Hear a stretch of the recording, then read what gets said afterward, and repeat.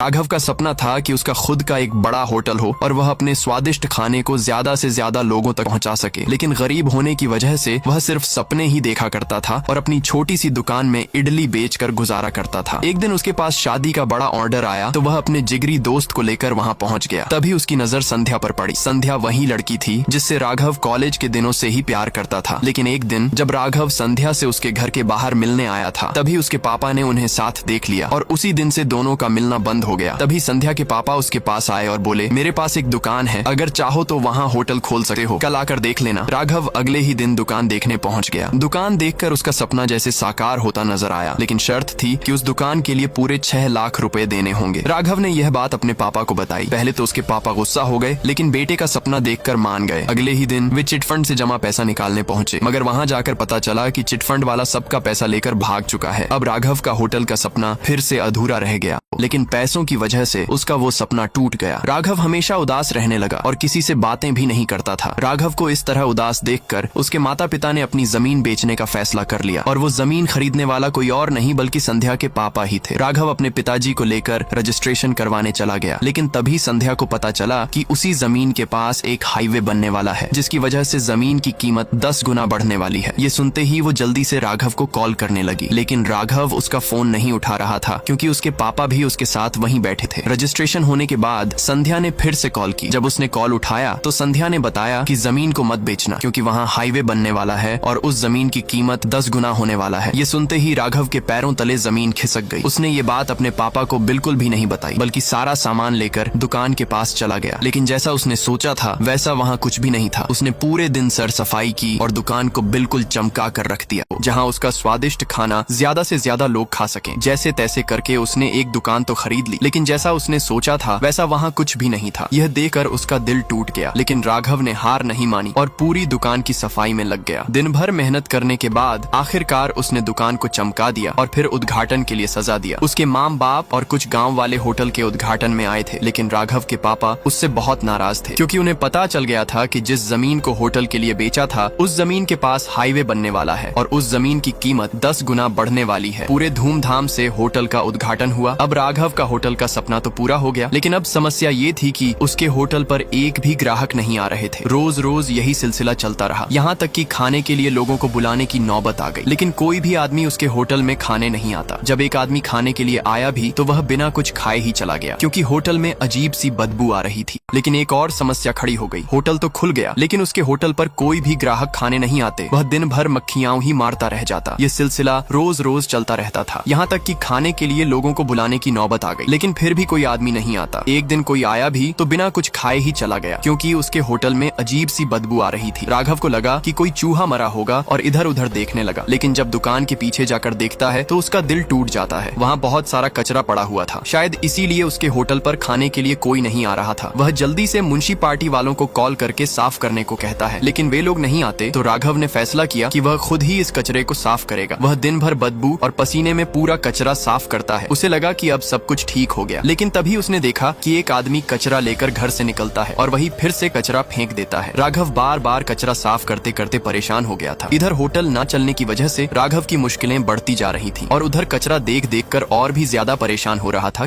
खाना स्वादिष्ट होने के बावजूद भी उसके होटल पर कोई भी आदमी खाने नहीं आ रहा था। अगर कोई ग्राहक आ भी जाता तो वह बिना कुछ खाए ही लौट जाता क्योंकि होटल के पीछे जो कचरा पड़ा था उससे पूरे होटल में बदबू फैल रही थी और कोई उसके होटल में टिक ही नहीं पाता। राघव ने बार बार कचरा साफ किया, लेकिन लोग वहाँ कचरा फेंकने से मान ही नहीं रहे थे। इधर संध्या के पापा ने भी शर्त रख दी थी कि अगर 1 महीने में होटल नहीं चला तो वे संध्या की शादी किसी और से कर देंगे। इन सब के बीच राघव बुरी तरह फंस चुका था। उसे समझ नहीं आ रहा था कि अब वह क्या करे। फिर एक रात वह टांगी से उस आम के पेड़ को काटने लगा क्योंकि उसे लग रहा था कि इसी पेड़ की वजह से उसका होटल दिखाई नहीं देता। लेकिन फिर वह कुछ सोचकर रुक गया और उसी रात उसने दोबारा कचरा साफ किया। अगली सुबह इंतजार करने लगा कि शायद आज कोई कचरा नहीं फेंकेगा, लेकिन तभी एक आदमी घर से कचरा लेकर निकला और उसे फेंकने ही जा रहा था कि अचानक उसकी नजर पास बने मंदिर पर पड़ी और वह रुक गया। राघव ने क्या ही दिमाग लगाया था और उस दिन के बाद वहाँ किसी ने भी कचरा नहीं फेंका। राघव बुरी तरह से टूट चुका था क्योंकि उसके होटल पर एक भी ग्राहक खाने नहीं आ रहा था। तभी उसने देखा कि बगल वाली दुकान पर लोगों की काफी भीड़ लगी थी। राघव भी वहां खाने चला गया और जैसे ही उसने वहां की चटनी चखी तो वह दंग रह गया। उस चटनी का स्वाद इतना लाजवाब था कि राघव सोच में पड़ गया कि उसकी अपनी चटनी तो इसके सामने कुछ भी नहीं है। राघव ने उसी वक्त ठान लिया कि वह इससे भी बेहतर चटनी बनाकर दिखाएगा। तभी उसे अपना बचपन का वो पल याद आया जब वह अपनी माँ के साथ चटनी बनाया करता था। उस रात वह पूरी लगन से चटनी बनाने में जुट गया, लेकिन बार बार कोशिश करने के बाद भी वैसा स्वाद नहीं आ रहा था। राघव परेशान हो गया था। सुबह होते होते वह गुस्से में आकर आम के पेड़ के पास जाकर बैठ गया। तभी ऊपर से एक आम नीचे गिरा और राघव ने तुरंत आम उठाकर रसोई में गया और उस आम से चटनी बनाई। जैसे ही उसने छका उसके रोंगटे खड़े हो गए क्योंकि स्वाद कमाल का था। उसने तुरंत अपने माता पिता को भी खिलाया और उसके पिता भी हैरान रह गए और उसी दिन से उसका होटल चल पड़ा। अब ग्राहकों की कोई कमी नहीं थी। लोग दूर दूर से उसकी चटनी खाने आने लगे और थोड़े ही समय में उसका होटल पूरे इलाके में मशहूर हो गया।